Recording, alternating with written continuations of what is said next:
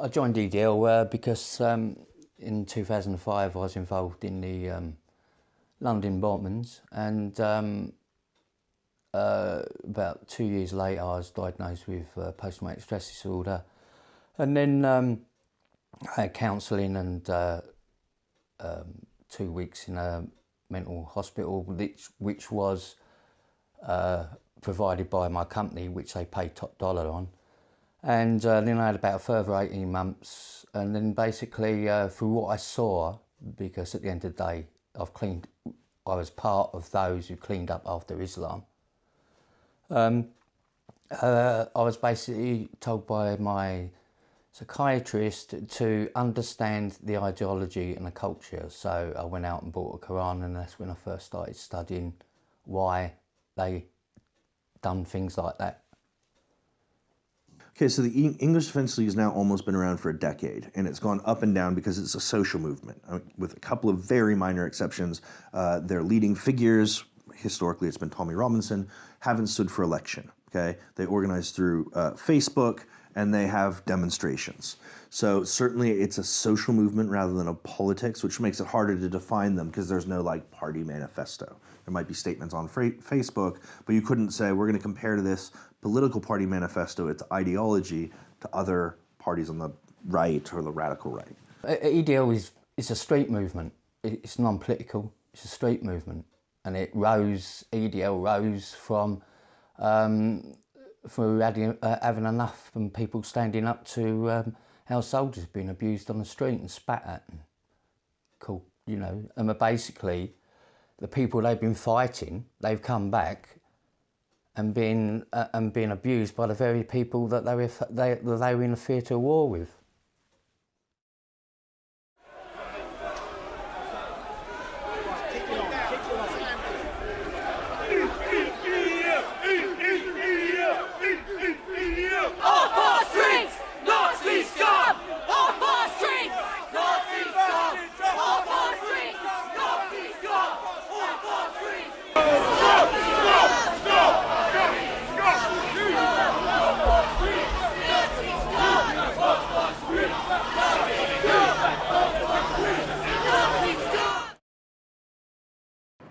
The EDL is a fascist organisation, a racist organisation. I think it's important to point out that they will try and present a polite, respectable veneer to basically try and con people.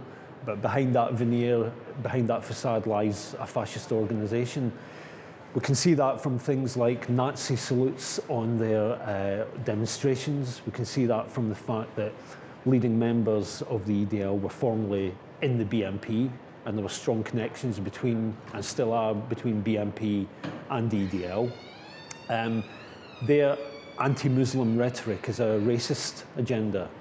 They try and say that they're just against so-called extreme Islam, but it's clear when you look at the comments that they're attacking all Muslims and trying to create a racist narrative which says that all Muslims are terrorists and so on and so forth. This is just a racist rubbish and a complete generalisation. And I think what they've tried to do since they were set up in 2009 is basically go on the rampage, try to violently attack the Muslim community in the same way other fascist organisations have targeted the Jewish community in an attempted pogrom. But it's clear that in classic fascist style, they start with targeting one group, they start with targeting Muslims, but they over the years moved on to trying to attack trade unionists, trying to attack the radical bookshop in Liverpool here, News from Nowhere, a few years ago, and to attack Jews and other people as well. People have got different interpretation of what a fascist is, and we look upon radical Islam as fascist, but then the UAF look upon us as fascists. So to identify an ideology is not racist. It is nothing against the Muslim. It is against the Muslim is the first victim of the Quran and its teachings and hadiths and Sharia. They're the first person. It's not about them who give themselves to God, look at Allah. It's about the radical side of it, where people justify through the book on their actions. There's been a debate for almost a century since fascism first appeared, right around the end of World War I, as to what fascism was. Is it an ideology? Is it a practice? Is it a system of thought? And where does that thought come from? Did it emerge just after World War I, or was it something that, in a sense, was around before it? So in the last 2 decades or so, there's been a kind of a new consensus on fascism that has argued that it's revolutionary, that it is based on a kind of ethnic view of the nation, and is a sort of regenerative impulse that is willing to exclude people that it sees as kind of harming its realizable utopia. And for that reason, has been often associated with persecution of minorities, of course, in the worst case, the Nazi Holocaust, genocide against people that didn't fit its people's community. So in a sense, the debate about fascism still goes on. Its ideology is characterized as revolutionary, but at the same time, there's lots of discussion about how that's manifested, especially after the end of the classic fascist regimes in 1945, Italian fascism and Nazi Germany that were in the Axis. So after that time, what we understand as the radical right, or maybe you could say post-fascism, is still a real subject for academic debate. Whenever a fascist group like the English Defence League try to protest, we will organise counter events or counter protests against them.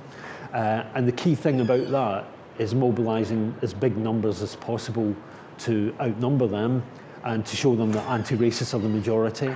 And I think it's also important to say that UAF's protests are rooted in the local area, rooted in the local trade union and labour movement, with the support of councillors, MPs, MEPs, faith groups and others. Whereas the EDL, what they've tried to do over the years is ship in fascists from across the country and bust them in. So we'll protest against fascists on the streets, but we also campaign against fascist groups when they stand for election. So we mass leaflet communities and so on, encouraging people to use their vote to stop the fascists. And as I said before, we've had a lot of success. You know, the BNP at one point had over 50 councillors in Britain, had 2 MEPs.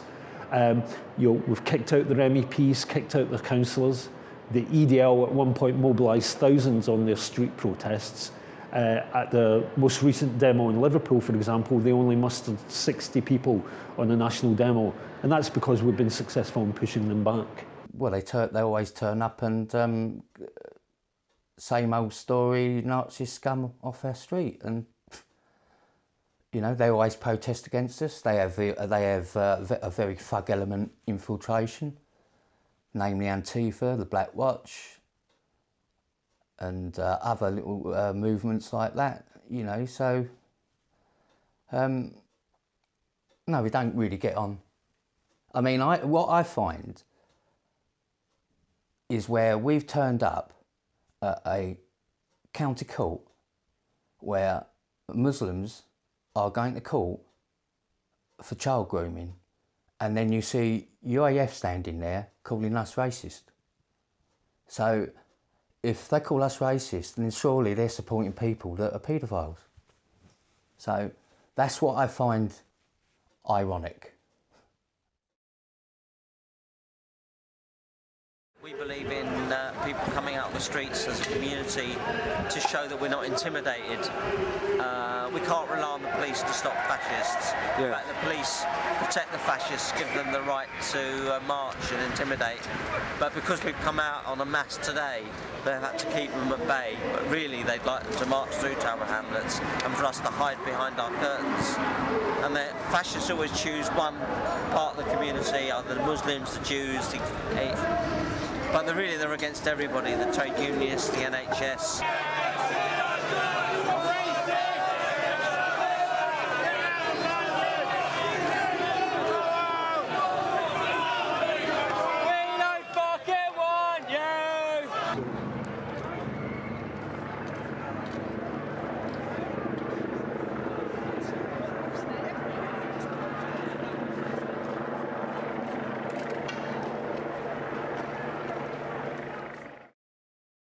We get attacked, left, right and centre.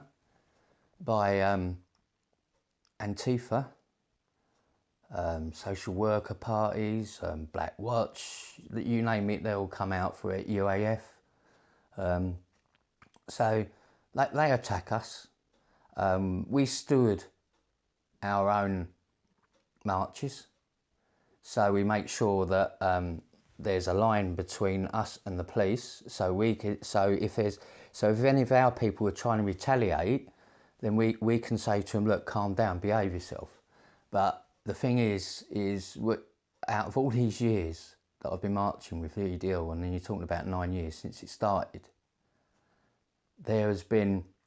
we have had bricks, bottles, eggs, bottles of urine, oranges with razor blades in them, apples with razor blades in them. We've had all them thrown at us, and then thunder flash, which rip people's jeans apart. So if you got one of them in the face, then it's good night, so to speak. Your vision will be gone. And we've been attacked by all of that. And then the big contradiction of it all is we are governed under Section 60, which is no face covering, right? And then you see Antifa appear with their red and black flags, all with face coverings on, balaclavas, all in black. Same with Black Watch, because Black Watch originated from Russia, which is a movement.